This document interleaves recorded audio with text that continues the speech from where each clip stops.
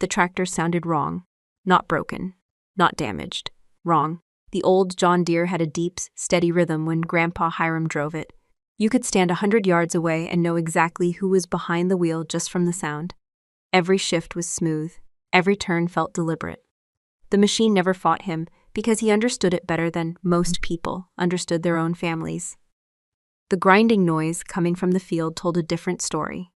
I stepped out of my rental truck and watched my younger brother force the gear lever forward again.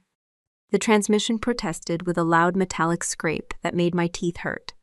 Then he did it a second time. And a third. The tractor lurched forward like it was trying to escape him. I had spent the last 11 months deployed overseas managing maintenance operations for Army helicopters worth more money than our entire farm. I knew what machinery sounded like when it was being abused.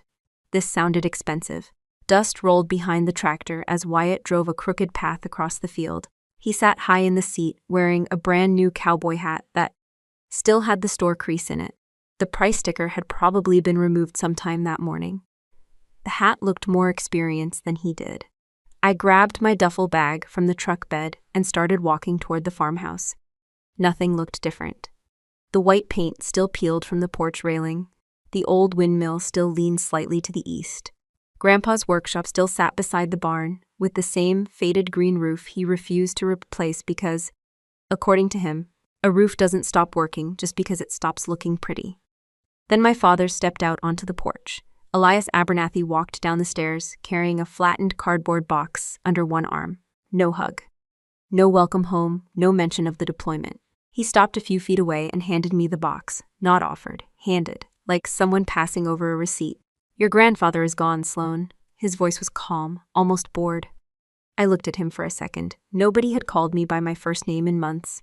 Overseas, everyone used rank or last names.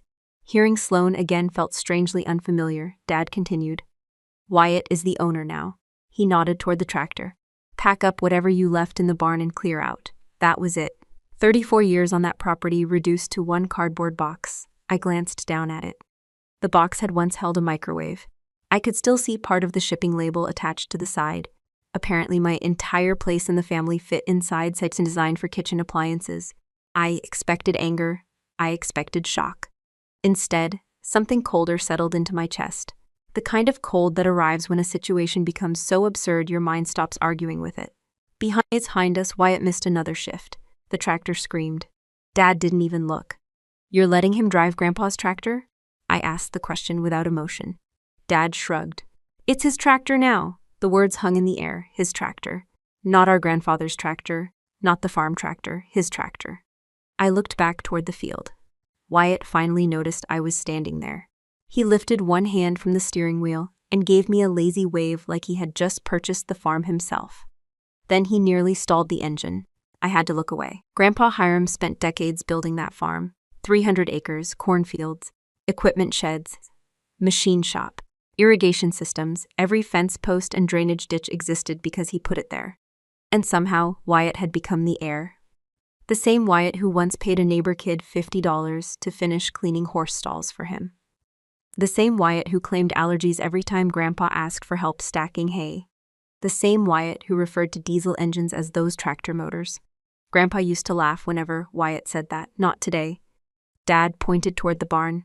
There's no reason to drag this out. I nodded once. Okay, his eyebrows lifted slightly. Maybe he expected an argument. Maybe he wanted one. I picked up the box instead. That seemed to disappoint him. The barn door groaned as I pushed it open. The smell hit me immediately. Motor oil, old wood, cut hay, grease, dust, home. Most people don't understand how memories work. Sometimes they aren't attached to photographs. Sometimes they're attached to smells. I stood there for a moment looking around the space. Grandpa's workbench remained exactly where he left it. The pegboard still held tools arranged in perfect rows. Every wrench hung according to size. Every drawer had labels written in black marker. He believed organization saved time, and wasted motion created problems. I smiled despite myself. That sounded exactly like something an army maintenance officer would say, which was funny because I learned it from him first. My eyes moved toward a shelf near the back wall. A small notebook sat there, brown cover, spiral binding. Grandpa's handwriting filled hundreds of pages like that. Maintenance logs, crop notes, equipment records, Fuel purchases, repair schedules. He wrote everything down. Everything. The grinding noise outside returned again. I walked toward the open barn door. Wyatt was still bouncing across the field, still forcing the transmission, still pretending to be something he wasn't.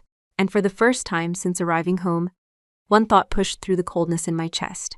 Something didn't fit. Not the tractor. Not Wyatt. Not the speed of this transfer. Not the certainty in my father's voice. Grandpa Hiram trusted measurements, records, receipts, and proof. He never trusted convenient stories. Neither do I. Before I tell you what happened next, let me ask you something. Have you ever watched someone inherit the title while somebody else did all the work? Tell me in the comments below. And if you enjoy stories about family, justice, and the quiet moments that reveal who people really are, remember our new stories per every day at 8:30 a.m. ET and 1:30 p.m. ET. Make us part of your daily routine, and I'll see you at the next premiere. I reached for Grandpa's notebook and flipped it open. The first page wasn't about crops. It wasn't about equipment. It was a list of fuel purchases for the South irrigation pump, written in neat block letters. Every date was recorded. Every gallon was accounted for. Every repair had a note beside it. That was Grandpa Hiram. He believed memories could fail. Records couldn't. I ran my thumb along the edge of the paper while Wyatt continued torturing that tractor somewhere outside. The grinding noise drifted through the barn every few minutes. Each scrape sounded like a personal insult, not because the tractor was valuable, because Grandpa loved that machine. Most people saw an old John Deere. Grandpa saw 40 years of work.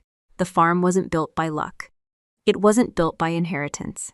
It wasn't built by loans from wealthy relatives. Hiram Abernathy started with 17 acres, a used pickup truck, and a barn that leaned so badly the county inspector once joked it needed its own seatbelt. Grandpa laughed at that story for years. Then he reinforced the foundation himself. That was how he approached everything.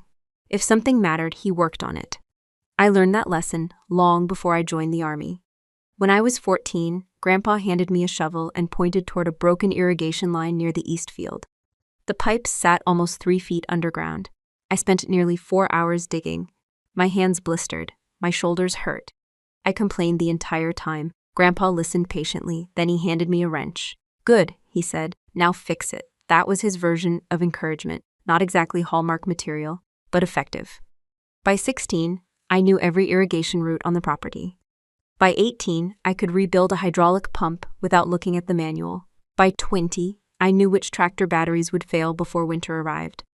Grandpa never treated me differently because I was a girl. The equipment certainly didn't care. A diesel engine starts or it doesn't. A broken bearing fails or it doesn't. Machines are refreshingly honest. People aren't. Especially when family history gets involved. The first time I noticed the difference between Grandpa and Dad, I was 12. A neighbor stopped by during harvest season. Dad introduced Wyatt as the future of the farm. Then he pointed at me. "Sloan helps out when she's not busy with school." I remember looking down at the dirt on my boots. I had worked more hours in those fields that month than Wyatt had all year. Yet somehow I was helping. Wyatt was inheriting. That pattern never changed. When Wyatt skipped chores, Dad called him independent. When I questioned something, Dad called me difficult. When Wyatt quit halfway through a project, Dad said boys needed freedom. When I finished a project correctly, Dad acted like that was simply expected. The standards were never the same, and everybody knew it. Nobody talked about it. But everybody knew. The strange thing was that Grandpa knew too. He never argued with Dad about it in front of us, at least not directly. Instead, he taught me things, important things, how to maintain equipment logs, how to calculate fertilizer requirements, how to negotiate feed contracts, how to inspect fence lines after flooding, how to read property maps, how to identify drainage issues before they became expensive problems. None of those lessons were accidental. You don't spend 20 years teaching somebody the inner workings of a farm if you think they're leaving forever. I sat on an old wooden stool and looked across the barn. The sunlight coming through the cracks illuminated thousands of dust particles floating through the air. Grandpa spent most mornings here before sunrise. Coffee in one hand, notebook in the other, checking inventory, planning repairs, recording expenses. The farm wasn't his business. The farm was his responsibility. There was a difference. Outside, Wyatt finally managed a clean gear change. I almost applauded. The achievement lasted less than 30 seconds. Then came another awful grind. Consistency had never been his strength. According to Dad, none of that mattered anymore. Because a month earlier, while I was deployed overseas, everything supposedly changed. That was the story. Grandpa became seriously ill. The family gathered around. He suddenly changed his mind. Then he signed a brand new deed, transferring all 300 acres directly to Wyatt. Just like that. Dad repeated the story so often it sounded rehearsed. The problem wasn't the story itself. The problem was Grandpa. Grandpa didn't make major decisions quickly. The man spent 45 minutes comparing two brands of fence hinges because one cost 37 cents less. He once delayed buying a combine attachment for 6 months because he wanted more maintenance data. Changing ownership of 300 acres wasn't something he'd decide over a single conversation. Not Hiram Abernathy. Never. The family accepted it anyway. A few relatives even called me during deployment. Not to ask how I was doing. Not to tell me they were sorry about Grandpa. Mostly they offered advice. Don't make this harder than it needs to be. Your father knows what Grandpa wanted. You've always been stubborn. One aunt suggested I should be grateful Wyatt was willing to keep the property in the family. That one nearly made me laugh. Wyatt keeping the farm operational was about as likely as a raccoon managing a bank branch. Still, I said nothing. Arguing over satellite phones from another continent wouldn't change anything. By the time I came home, the decision had already been announced. The son inherited, the daughter accepted. The family moved on, simple, convenient, clean, except nothing about it felt clean. I closed Grandpa's notebook and looked through the open barn door toward the farmhouse. Dad stood on the porch talking to Wyatt now. Both of them looked comfortable, certain. Like the future had already been settled. Maybe everyone else believed the story. Maybe they truly thought I was just a stubborn army officer refusing to accept her place. The funny thing about military maintenance work is that people stop caring about opinions after a while. Opinions don't keep helicopters in the air. Verification does. Records do. Evidence does. And as I looked at Grandpa's workshop, one question refused to leave my mind. If Grandpa really wanted Wyatt to have everything, why had he spent most of his life teaching me how it all worked? The question stayed with me through dinner and into the following morning. By 9 o'clock, the farmhouse kitchen was crowded. Not packed. Just crowded enough to create the appearance of legitimacy. Dad had invited a local bank representative, an appraiser from Ridgemont Agricultural Lending, and 3 neighbors who had known our family for decades. Coffee was brewing. Donuts sat on paper plates. People chatted about fertilizer prices and soybean contracts. It felt less like a business meeting and more like a performance. I stood near the coffee pot and poured myself a cup. Nobody asked for my opinion. That was fine. I wasn't there to give one. I was there to watch. Wyatt entered the kitchen wearing a new pearl snap Western shirt that still looked stiff from the packaging. He moved through the room, shaking hands like he had just won an election. The transformation was impressive. 3 weeks earlier, he'd called hydraulic lift that metal thing. Now he was apparently the future of American agriculture. People are capable of amazing career growth when 300 acres suddenly appear. Dad seemed pleased. He sat at the head of the table, smiling more than I'd seen in years. The bank appraiser opened a folder. A loan officer placed several forms beside it. I heard one number mentioned, $842,000. That got my attention. Wyatt wasn't just inheriting the farm, he was already leveraging it. The loan would refinance equipment, expand operations, and provide working capital. At least that was the explanation. I knew Wyatt. Working capital had a way of becoming boat payments around him. Dad cleared his throat. Let's get started. The room quieted. He reached into a leather document case and removed a manila folder. Then he carefully placed a single document on the kitchen table, the deed. The room leaned toward it. Papers have a strange effect on people. A story is debatable. A document feels final. Dad flattened the page with both hands. There it is. His voice carried pride. Hiram wanted the farm to stay with Wyatt. The neighbors nodded. The loan officer smiled politely. Wyatt glanced toward me, not openly hostile, worse, confident. The kind of confidence that comes from believing the game is already over. I took another sip of coffee. Then I looked at the document. Not the title, not the legal description, not the county seal, the signature. My eyes stopped there immediately. Years of military maintenance work had trained me to examine details first. Pilots trust maintenance records with their lives. One overlooked mark can ground an aircraft. One missing's notation can trigger an investigation. One inconsistency can expose an entire chain of mistakes. Verification becomes instinct, and something about that signature bothered me. I stepped closer. Nobody stopped me. Why would they? The deed was supposedly legitimate. Dad even slid it slightly toward the center of the table so everyone could admire it. The signature sat near the bottom, Hiram Abernathy, dated 3 days before his death. I stared at the letters. The first thing I noticed was pressure. Heavy pressure. The ink had bitten deep into the paper. I could see slight impressions where the pen pressed downward. The lines were bold, confident, deliberate. The second thing I noticed was consistency. Every curve flowed smoothly into the next. No hesitation, no interruption, no visible struggle. The signature looked almost practiced, almost rehearsed. A memory surfaced. 3 months before my deployment, Grandpa had signed a feed delivery invoice at the kitchen counter. It took him nearly 30 seconds. His arthritis had become severe by then. His fingers often locked without warning. Sometimes his hand shook badly enough that he needed both hands to hold a coffee mug. I remembered watching him sign that invoice. The letters wandered. The pressure varied. Several strokes broke apart entirely. When he finished, he laughed and said his signature looked like a drunk squirrel had learned cursive. That was Grandpa. Honest even about getting older. The signature in front of me belonged to someone else. Not a different person. A different version. A healthier version. A stronger version. A version that no longer existed. I leaned closer. The capital H caught my attention. The downstroke was perfectly straight. The loop connected flawlessly. No tremor, no hesitation, no correction. Then the final flourish. Grandpa had stopped adding that flourish years ago. His hands hurt too much. Yet here it was, clean, precise, elegant, almost too elegant. The lone officer continued speaking.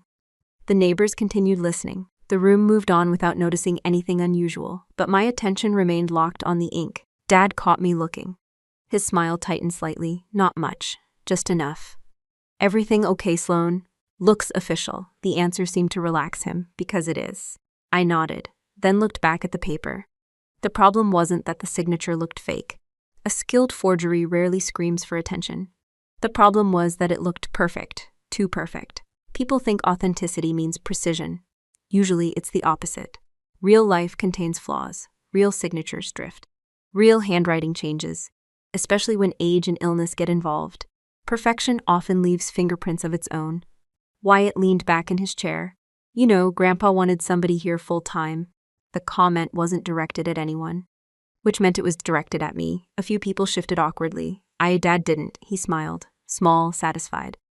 The old familiar message, the son stayed, the daughter left, case closed. What neither of them understood was that I wasn't comparing the signature against my feelings.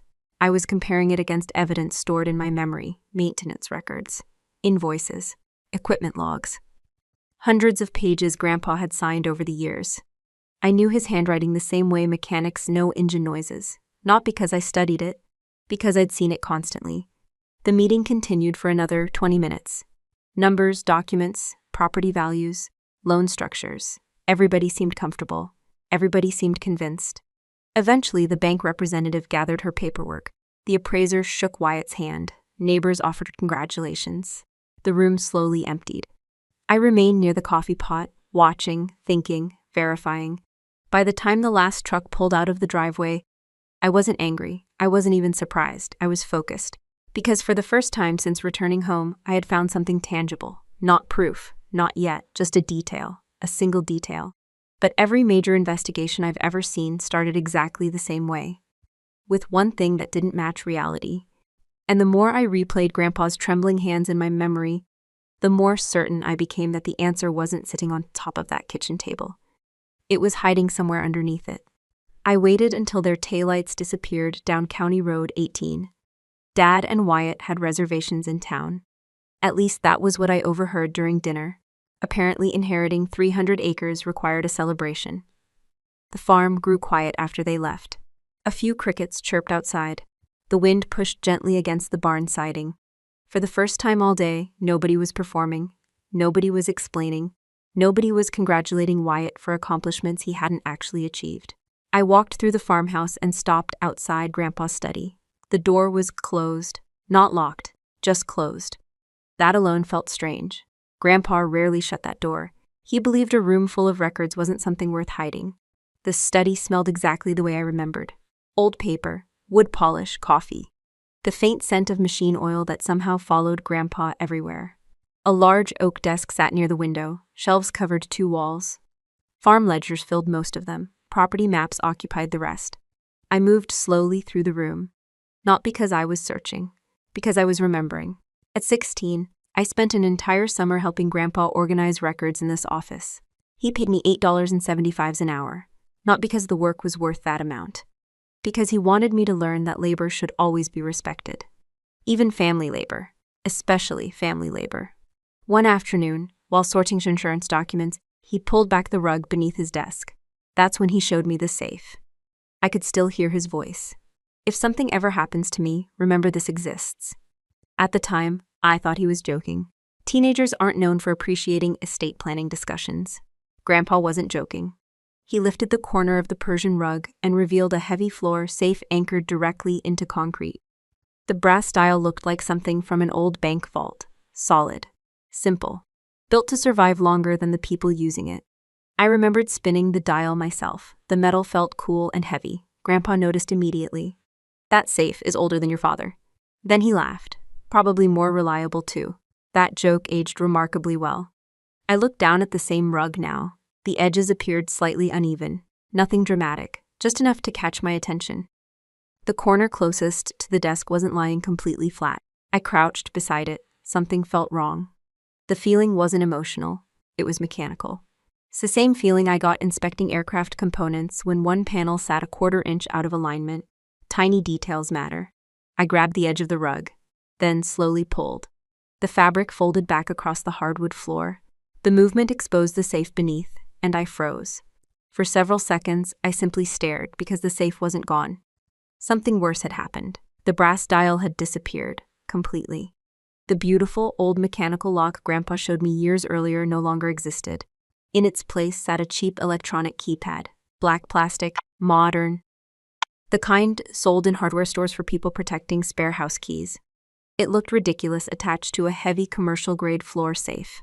Like somebody had bolted a smartphone onto a steam locomotive. I moved closer. My pulse remained steady. Years in the military teach you something useful. Panic wastes information. Observation creates it. The keypad itself wasn't the real problem. The metal surrounding it was. Deep circular scars covered the safe door, fresh scars, multiple drill marks, scraped steel, uneven cuts. The original lock mechanism hadn't been replaced. It had been destroyed. Someone drilled into that safe, not delicately, not professionally, forcefully, desperately. I ran my fingers across the damaged metal. The grooves were rough. The drill bit had slipped several times. Whoever performed the work wasn't opening a safe for routine maintenance. They were trying to get inside. Fast. A memory surfaced immediately. Grandpa maintained everything. Everything. Generators, tractors, irrigation pumps, even door hinges. If the safe required service, there would be paperwork, invoices, records, receipts. Grandpa documented all of it. Yet I had never seen a single mention of safe repairs. Not once. I leaned back against the desk and looked around the room. The silence felt different now. Less peaceful, more deliberate. The signature bothered me. This bothered me more.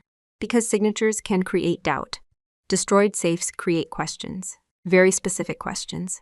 Why drill the safe? Why replace the lock? Why hide it beneath the rug? And most importantly, when?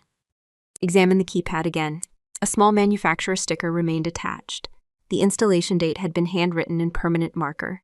The ink had faded slightly, but it was still readable. I narrowed my eyes, then read it a second time. The installation wasn't old. Not even close. The keypad had been installed recently, very recently. My stomach tightened. Not from fear, from calculation. The timeline suddenly mattered. A lot. I stood and walked toward Grandpa's filing cabinet. 3 drawers, alphabetical labels, exactly where he always kept vendor information. I opened the first drawer, nothing. Second drawer, nothing. Third drawer, service records, repair invoices, equipment contractors. I started flipping through folders, methodically. Slowly, no assumptions, no shortcuts. Grandpa taught me that too. When mechanics skip steps, helicopters fall out of the sky. When investigators skip steps, liars walk away. The safe wasn't a coincidence. I knew that now. The damaged steel sitting beneath that rug wasn't evidence of age, it was evidence of action. Someone made a decision. Someone hired somebody. Someone wanted access badly enough to destroy a vault Grandpa trusted for decades. And people don't destroy secure storage unless they believe something valuable is inside. The realization settled over me as I looked back toward the ruined safe. This wasn't about favoritism anymore.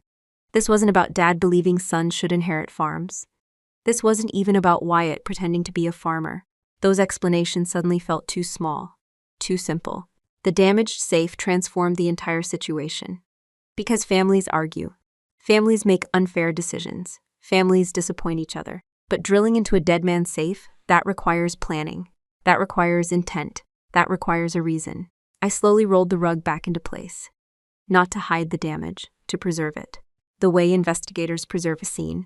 Then I stood up and looked one last time at Grandpa's desk. The answers wasn't in this room anymore. The safe had already given me the most important clue. It proved someone had gone looking for something after Grandpa was gone. And in a town this small, there weren't many people capable of drilling open a commercial floor safe.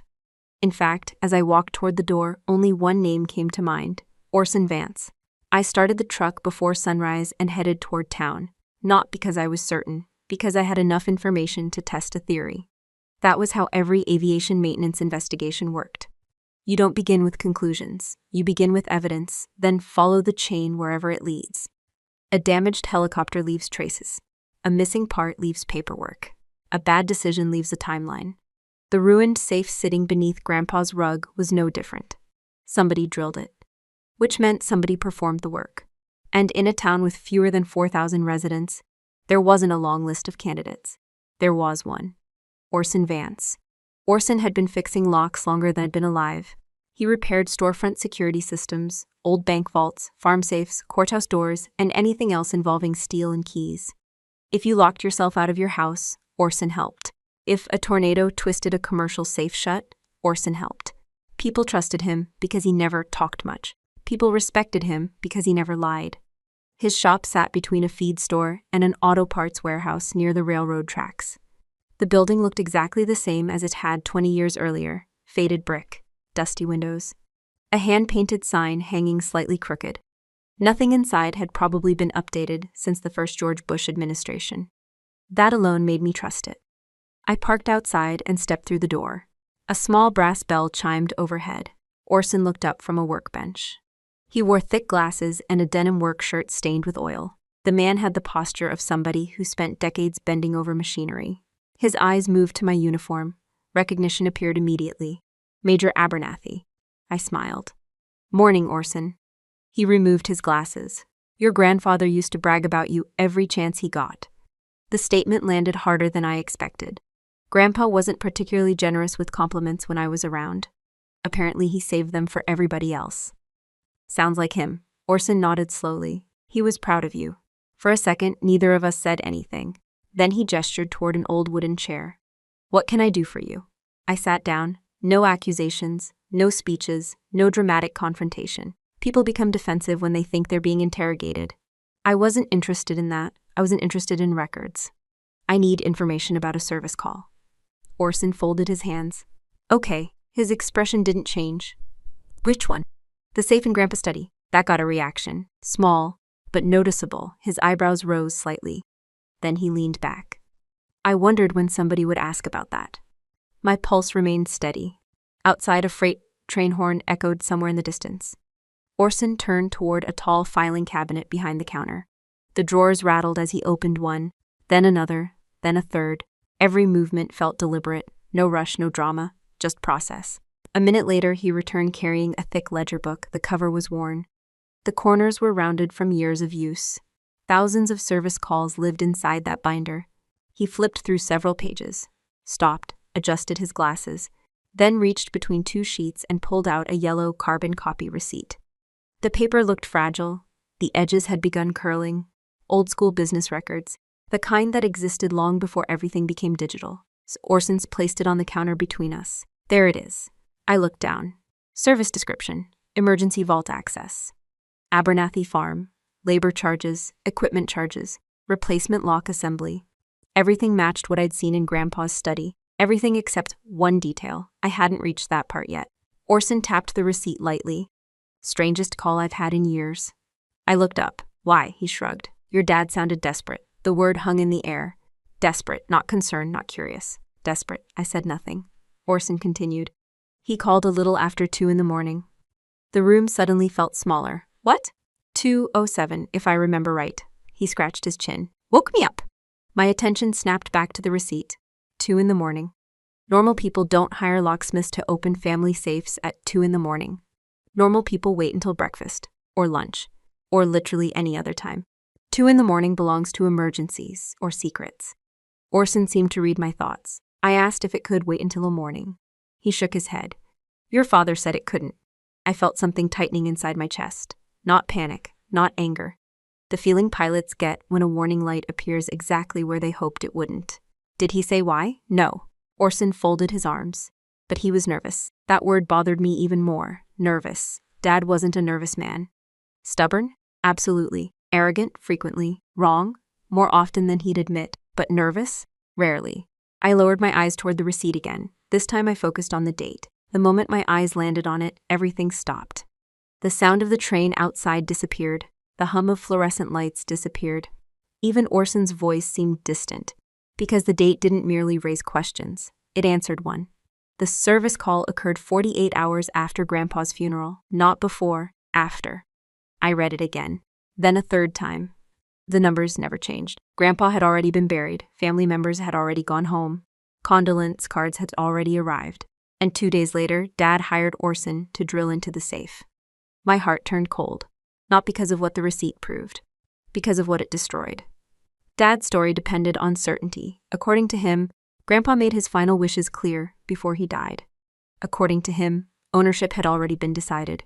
According to him, Wyatt's inheritance was settled. So why open the safe afterward? Why destroy it afterward? Why call a locksmith in the middle of the night afterward? The questions stacked on top of each other with terrifying efficiency. Logistics, timelines, cause and effect. The same mental process I used during deployments suddenly locked into place. Events must happen in order. People act for reasons. Paper trails exist because reality leaves footprints. And the footprint sitting in front of me was impossible to ignore. I looked at the yellow receipt one final time. The date felt like the click of a chamber closing. Not proof of everything, but proof of enough. Because if Grandpa truly handed them the deed before he died, they would have had absolutely no reason to break into his safe after he was gone. I folded the yellow receipt and slipped it into the inside pocket of my jacket. Then I waited. That was the hardest part. Not finding the evidence, not connecting the timeline. Waiting. For 5 days, I watched Dad and Wyatt prepare for Friday night's celebration like politicians planning a campaign rally. Every detail mattered. Every table, every guest, every speech. The event wasn't about agriculture. It wasn't even about family. It was about legitimacy. Dad needed witnesses. The more people who accepted Wyatt as the rightful owner, the harder it would become for anyone to challenge the story later. I understood the strategy. Military organizations do something similar after major operational changes. Public recognition creates momentum. Momentum creates acceptance. Acceptance becomes reality. Dad was counting on that. Friday evening arrived with trucks lining both sides of the gravel driveway. The barn had been transformed. Long folding tables stretched across the center aisle. White string lights hung from the rafters. Industrial fans pushed warm air through the building. The smell of smoked brisket drifted through the crowd. Someone had even hired a local country band to play near the equipment shed. The musicians weren't bad. The event itself felt expensive, which was impressive considering Wyatt hadn't technically received his loan money yet.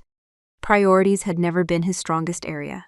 I arrived quietly and took a seat near the far end of one table. Nobody asked me to move. Nobody welcomed me either. The arrangement suited everyone. Relatives filled most of the seats. Farm suppliers occupied another section. Local business owners gathered near the entrance. Several county officials stood talking beside the dessert table. I recognized nearly every face. Most had known me since childhood. Many had watched Grandpa teach me how to drive equipment. Several bought produce directly from him for years. Yet tonight nobody seemed interested in discussing that history. The story being celebrated was simpler. The son inherited. The father approved. The future was secure. People enjoy uncomplicated narratives. The band finished a song. Applause followed. Then Dad stood. The room gradually quieted. Conversations faded. Forks stopped moving. Glasses settled onto tabletops. Dad raised a bourbon glass in one hand. He looked comfortable, confident, like a man standing exactly where he believed he belonged. "Thank you all for coming." The crowd responded with approving nods. Dad smiled. "My father spent a lifetime building this farm." A few guests murmured agreement. He believed in hard work. More nods.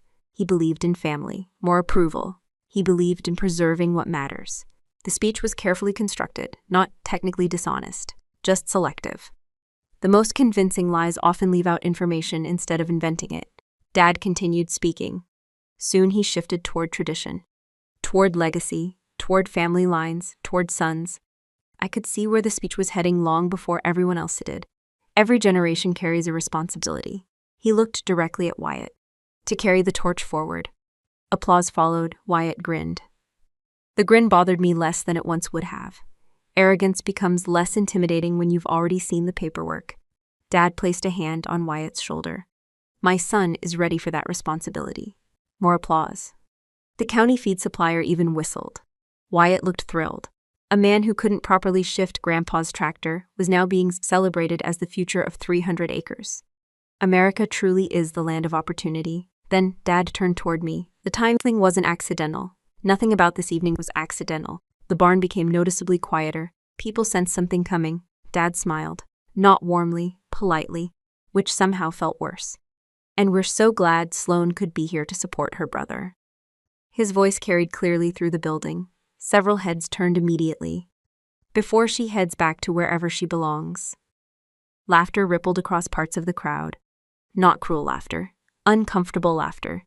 The kind people produce when authority figures tell them it's safe. Then Wyatt laughed, a slow, lazy sound, entitled, certain.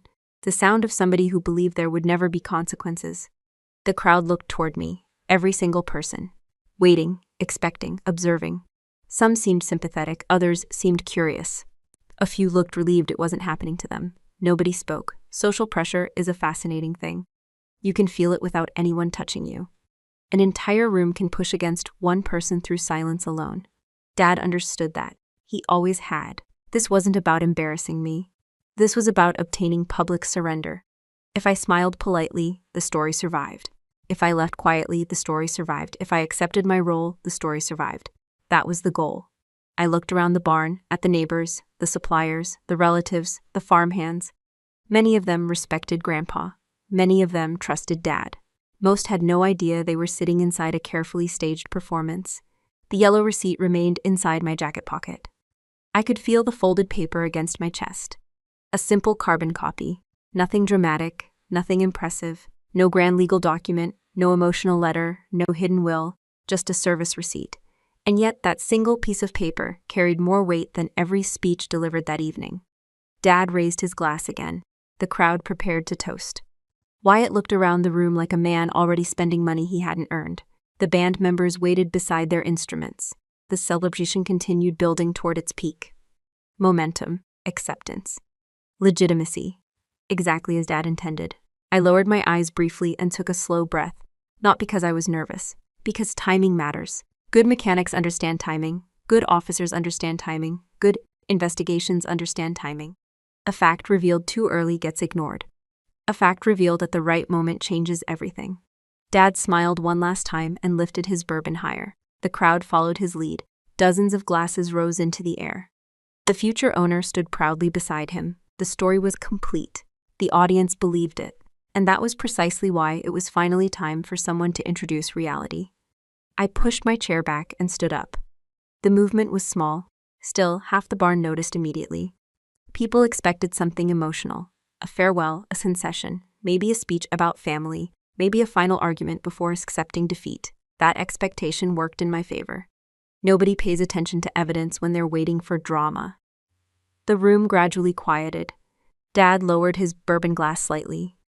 Wyatt leaned back in his chair with the confidence of a man who believed the evening belonged to him. The band members stopped talking among themselves. Even the industrial fan seemed louder for a moment. I reached into the inside pocket of my jacket. Then I removed a single folded sheet of yellow paper. Nothing more, No binder. No stack of documents. No lawyer. Just one receipt. The same carbon copy service record Orson Vance had pulled from his ledger. I walked toward the head table. Nobody stopped me. Why would they? From their perspective, I was already beaten. I reached Dad and placed the paper on the wood in front of him. Then I slid it across the table. The paper moved only a few inches. It sounded surprisingly loud. A faint rustling noise, paper against wood. That sound seemed to pull every eye in the room toward it. Dad glanced down, then back up. His smile remained in place for the moment. What is this? His tone was calm, careful, public. I looked directly at him. Then I spoke. Not loudly. I didn't need to. The room was silent enough to hear every word. Dad, if Grandpa gave you and Wyatt the deed 3 days before he died, I paused. Why did you hire Orson Vance to drill open Grandpa's floor, safe 48 hours after the funeral? Nobody moved. Nobody spoke. Nothing happened at all, for about 3 seconds. Then everything changed. Dad's hand froze around his bourbon glass. Not dramatically, just stopped, completely. The smile disappeared first. The color left his face second. Wyatt looked toward him, confused. The way passengers look at a pilot when turbulence starts unexpectedly. Dad stared down at the receipt. His eyes moved across the page. Once, twice, 3 times. Like he hoped the date might somehow relocate itself. It didn't. A whisper moved through the crowd. Then another. Then silence returned. I could hear somebody shifting in their chair 20 feet away. I could hear one of the fans rattling against a support beam. I could hear Dad breathing, slowly, carefully. The performance was beginning to crack. Dad? I said. He looked up. For the first time all evening, he didn't appear confident. He appeared cornered. The difference was important. Explain it. His jaw tightened. It doesn't mean anything. A weak answer. Too fast. Too defensive. The crowd noticed. People always notice when certainty disappears. Wyatt finally grabbed the receipt. He scanned it. Then looked at Dad. What is she talking about? No answer. That silence hurt him more than anything I could have said. I turned slightly so the room could hear me. My grandfather kept a floor safe beneath the rug in his study. Several neighbors nodded. Most knew about it. Grandpa wasn't secretive. He was organized. That safe was drilled open. More silence. The original lock was destroyed and replaced.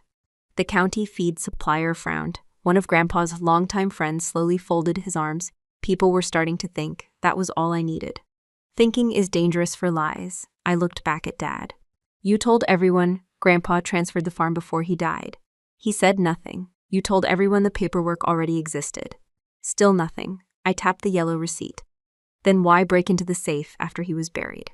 The question landed harder than an accusation. Because accusations invite arguments. Questions demand answers. Dad finally spoke. We needed access to family records. The explanation sounded weak the moment it left his mouth.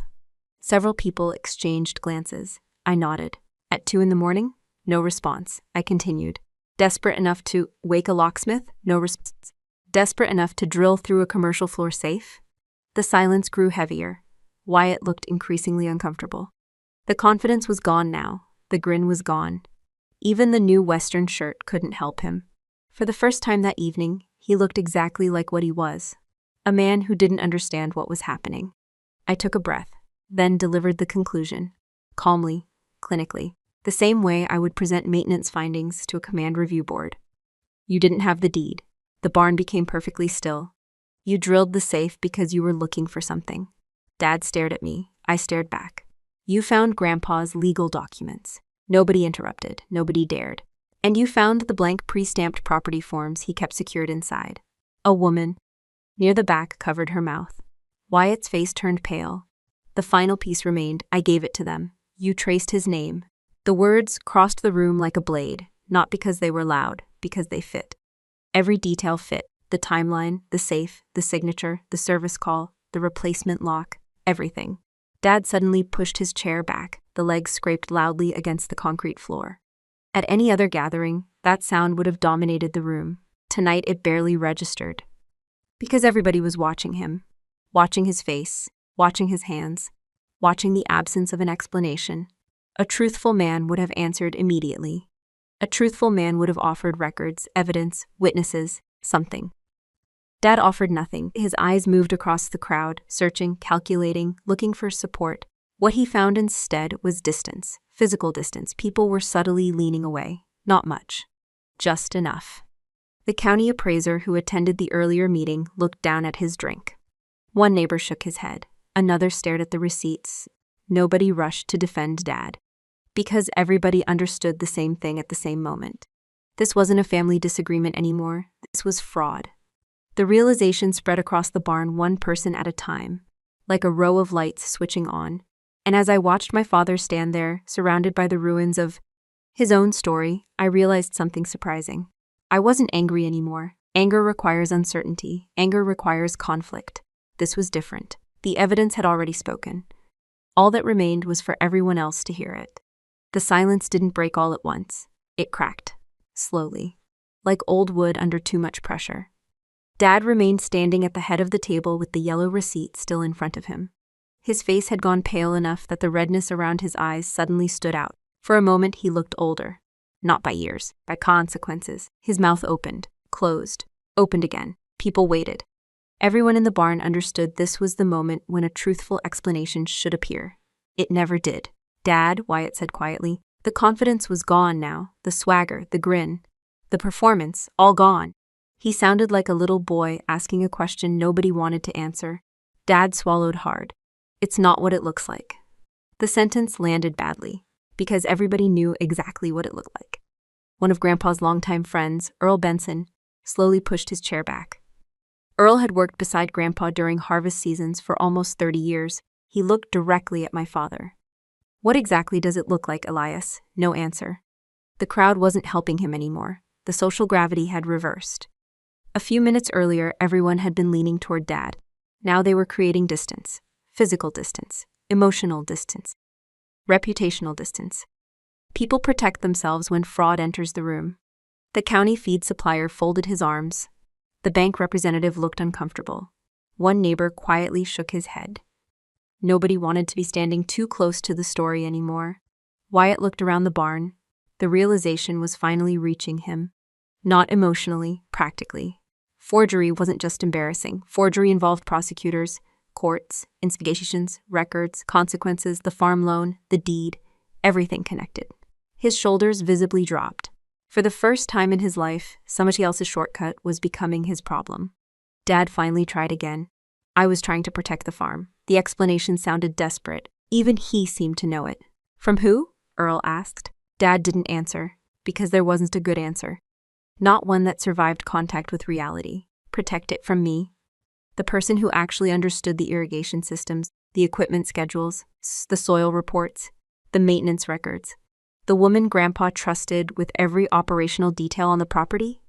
The argument collapsed under its own weight. Nobody needed my help. The facts were doing all the work. I looked around the barn one final time. The string lights, the folding tables, the half-finished meals, the decorations. All of it had been assembled to celebrate authority. Now it looked like the aftermath of a failed campaign event. Funny how quickly confidence expires. Dad finally turned toward me. There was anger in his eyes, but something else too. Fear. Not fear of me, fear of reality. People can spend years building stories. The truth only needs one afternoon. You think you've won? I studied him for a moment, then I shook my head. Because that wasn't what this felt like. Winning implies competition. Grandpa never taught me to compete against family. He taught me to respect what was right. There was a difference. I looked at my father and felt something I never expected. Pity. Not satisfaction, not revenge. Pity. Because somewhere along the way, he had convinced himself that a last name mattered more than character. That biology mattered more than effort. That inheritance mattered more than integrity. And now everyone could see where that belief had taken him. You thought strength was about who inherited the name. My voice remained calm. Nobody interrupted. Grandpa knew strength was about who actually respected the soil. The words settled over the room. No applause followed. None was needed. The people who knew Grandpa understood exactly what I meant. The farm had never been about ownership. Ownership was paperwork. The farm was responsibility. Responsibility was showing up before sunrise, maintaining equipment, tracking expenses, repairing irrigation lines, protecting land for the next generation. Grandpa respected those things. That's why he taught them. Dad stared at me, then at the receipt, then at the crowd. His authority was gone, not because I took it, because he traded it away. I reached into my jacket pocket one final time. This time I removed a small manila envelope. The room watched. I placed it on the table beside the receipt. "What's that?" Wyatt asked. I looked at him, the county prosecutor's intake confirmation. The color disappeared from his face. Several people exchanged glances. I continued.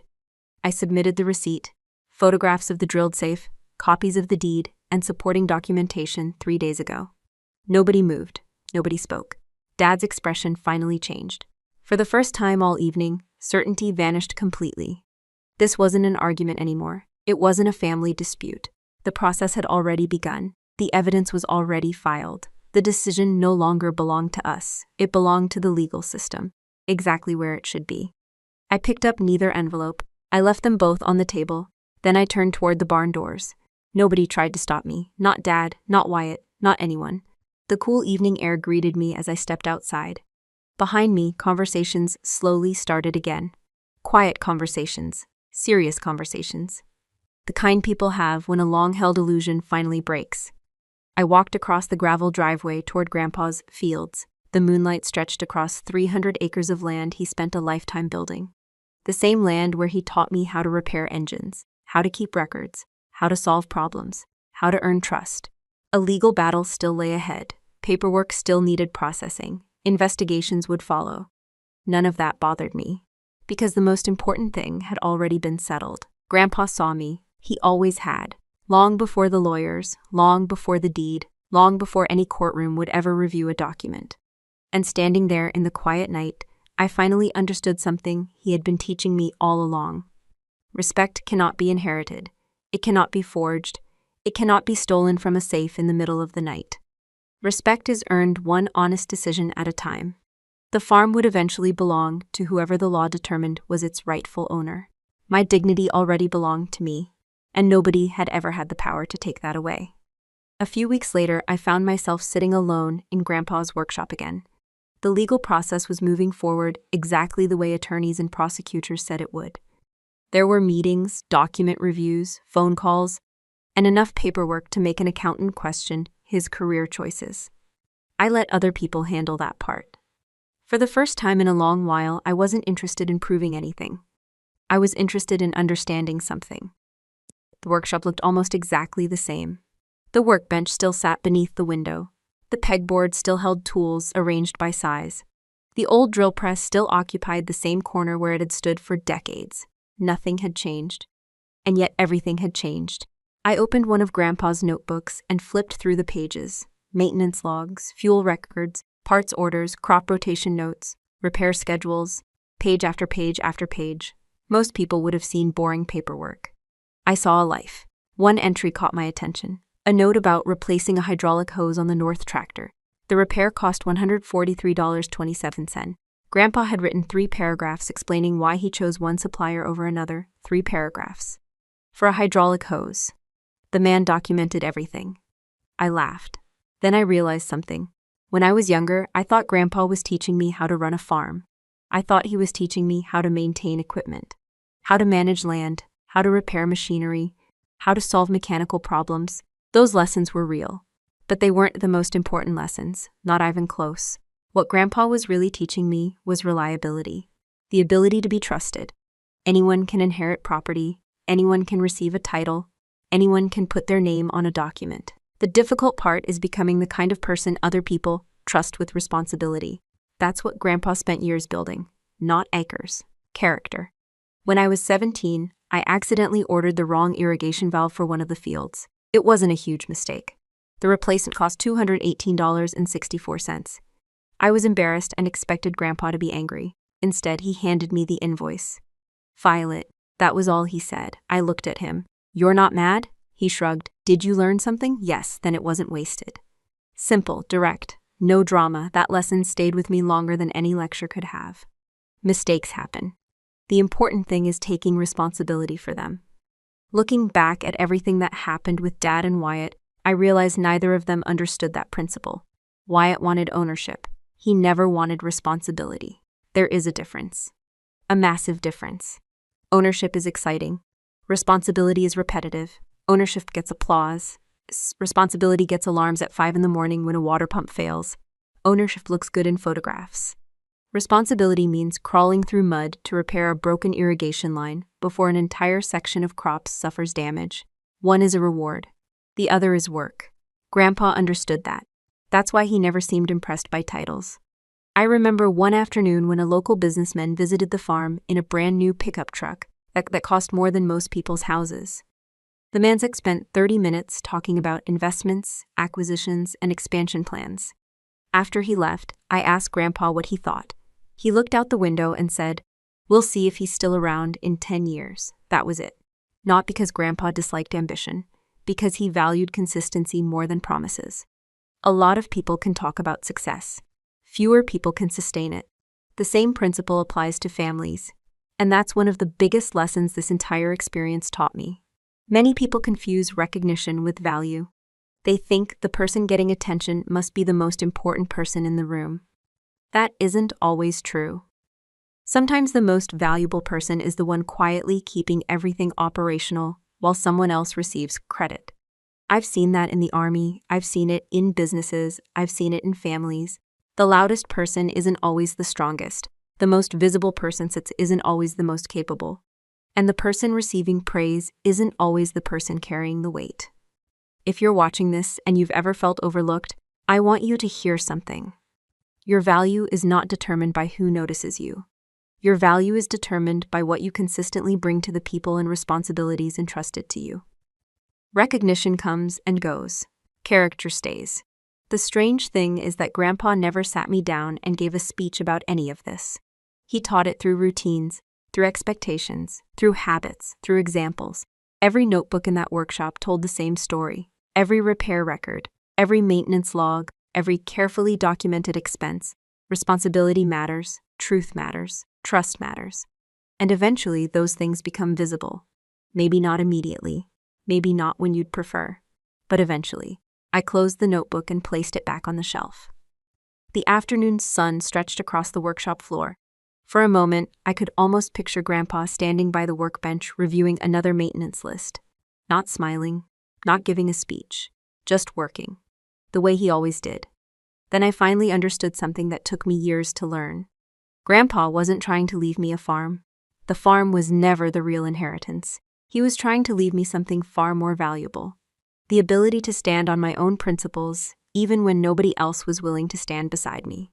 And unlike land, money, or family titles, that's something nobody can ever forge. One afternoon, I found myself sitting on the tailgate of Grandpa's old pickup truck, watching a crew repair a section of fencing along the western boundary of the farm. The legal situation was still moving through the system. Some days involved phone calls.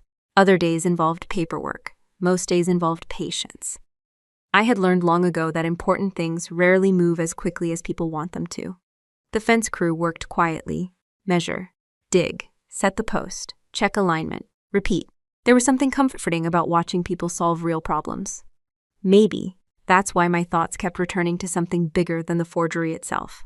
Not the deed, not the safe, not even my father.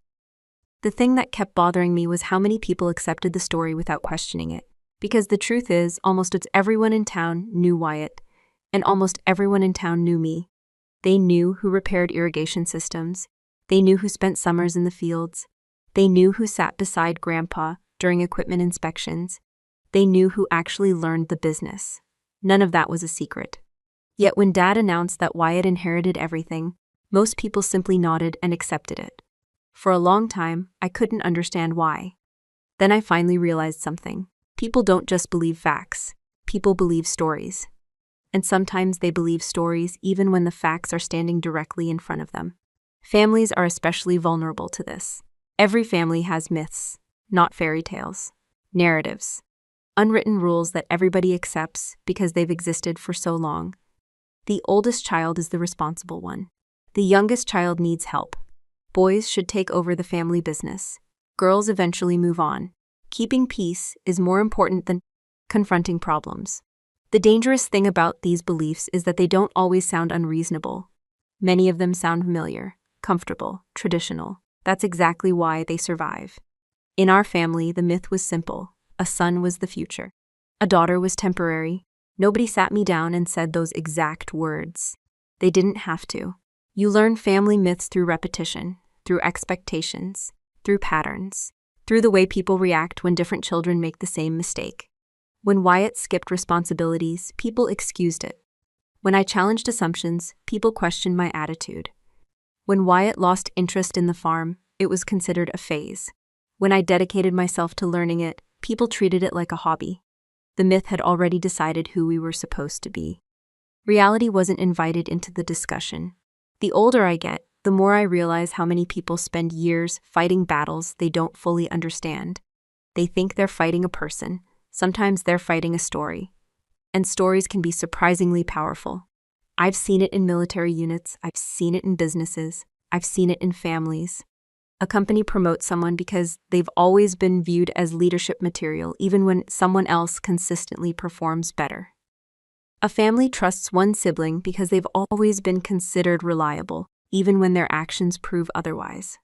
A community supports someone because the story feels familiar, not because the evidence supports it. The problem isn't tradition itself. Some traditions are valuable.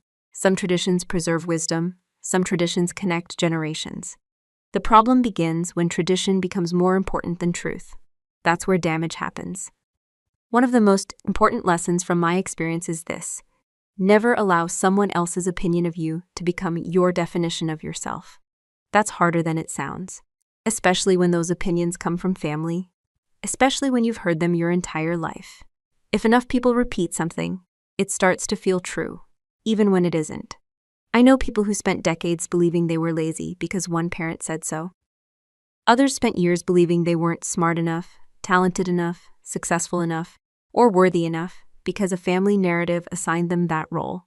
The labels become familiar, the expectations become normal. Eventually people stop questioning them. That's dangerous, because labels are not evidence, stories are not evidence, opinions are not evidence, actions are evidence, results are evidence, patterns are evidence. If someone tells you that you're irresponsible, look at your actions. If someone tells you that you're incapable, look at your accomplishments. If someone tells you that you don't belong, examine the facts before accepting the conclusion. One of the reasons Grandpa's notebooks mattered so much was because they represented reality, not assumptions, not feelings. Reality, fuel purchases, maintenance records, repair logs, invoices. Objective information. Reality has a way of surviving long after narratives begin falling apart. That's exactly what happened with Dad's story. It survived as long as nobody examined it. The moment evidence entered the conversation, everything changed. Not immediately, but permanently. And that's another lesson I hope people take from this story. Truth doesn't always win quickly.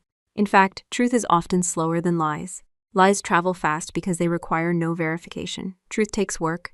Truth requires patience. Truth requires evidence. But once truth arrives, it tends to stay. As the Fitzcrew finished their work and packed up their equipment, I looked across the fields Grandpa spent a lifetime building. The farm wasn't nearly destroyed by greed. It was nearly destroyed by a story.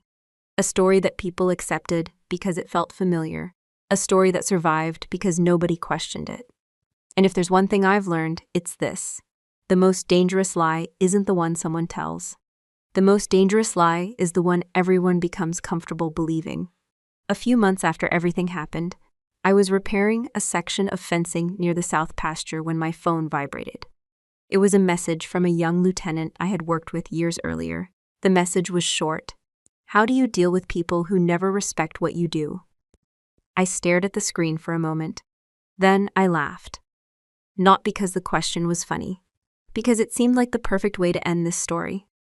If you've listened this far, there's a good chance you've asked yourself a similar question at some point in your life. Maybe not about a farm, maybe not about an inheritance, but about respect. What do you do when the people around you refuse to see your value? What do you do when family members dismiss your efforts? What do you do when someone else receives credit for work you actually performed? What do you do when you're treated like an outsider in a place you've helped build? The answer isn't as satisfying as most people want. Because the first lesson I learned is that you cannot force someone to respect you. You can't argue your way into their admiration. You can't sacrifice enough to earn appreciation from someone determined not to give it. You can't work hard enough to convince a person who benefits from underestimating you. That's a difficult truth. Many people spend years trying to win approval from individuals who made their decision long ago. I spent part of my life doing that, trying to prove things, trying to demonstrate competence, trying to earn recognition. Eventually, I realized something important. The goal isn't convincing everyone. The goal is remaining honest about who you are, regardless of what they believe. That's a very different mission. One depends on other people, the other depends on you. Another lesson I learned from Grandpa involves documentation. That may sound boring. Trust me, it's not. People remember conversations differently. People forget promises. People change their stories. Documents don't. One reason the truth survived in my situation is because records existed. The notebooks existed. The receipts existed. The service logs existed. Evidence protected reality. That's why I always tell people the same thing when money, property, business, or major responsibilities are involved. Write things down, save records, keep copies, confirm agreements. Protect yourself with facts instead of assumptions. That isn't cynical. It's responsible. The people who deserve your trust won't be offended by transparency. The people who fear transparency usually reveal themselves eventually. Another important lesson involves small warning signs. Most major problems don't appear suddenly. They arrive gradually. Looking back, Dad didn't become the man who forged documents overnight. The signs existed for years. The excuses, the favoritism, the refusal to acknowledge obvious realities, the habit of protecting appearances over truth. Small things become large things when nobody addresses them. That's true in families, it's true in businesses, it's true in relationships. Pay attention to patterns. Patterns tell the truth long before people do. And here's something I wish more people understood. Being kind does not require being naive. You can love family members and still establish boundaries. You can forgive someone and still protect yourself. You can remain respectful without surrendering your rights. For some reason, people often act as if those choices are mutually exclusive. They're not. Healthy boundaries are not acts of aggression, they're acts of self-respect. One of the biggest mistakes people make is assuming dignity comes from winning. It doesn't. If dignity depended on victory, nobody would have it during difficult seasons of life. Dignity comes from maintaining your principles when circumstances tempt you to abandon them. That's what Grandpa taught me without ever saying it directly. He taught it through actions, through consistency, through accountability. The older I get, the more I appreciate that lesson, because success comes and goes. Money comes and goes, careers change, positions change, titles change, character stays.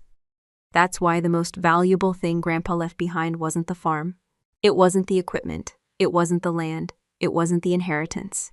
The most valuable thing he left behind was a standard for how to live, a standard for how to work, a standard for how to treat other people, and most importantly, a standard for how to behave when nobody is watching. If you're listening to this right now and feel overlooked, underestimated, or dismissed, I want to leave you with something practical. Keep improving your skills, keep your records, protect your integrity, pay attention to facts.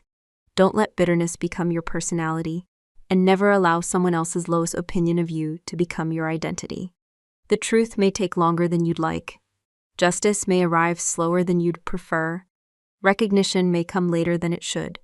But none of those delays change reality. The people who consistently do the right thing eventually build something that cannot be taken away. Trust, credibility, character. And those things are worth more than any inheritance. Thank you for spending this time with me and following this story all the way to the end. Now I'd love to hear from you. Have you ever been underestimated by your own family, workplace, or community? Share your experience in the comments below. Your story might help someone else who is going through the same thing. And if you enjoy stories that combine family conflict, real-life lessons, personal growth, and meaningful justice, make sure you subscribe to the channel. We release new stories every day at 8:30 a.m. ET and 1:30 p.m. ET. Join us for the next premiere, and until then, take care of yourself, stand by your principles, and never let anyone else decide your worth for you.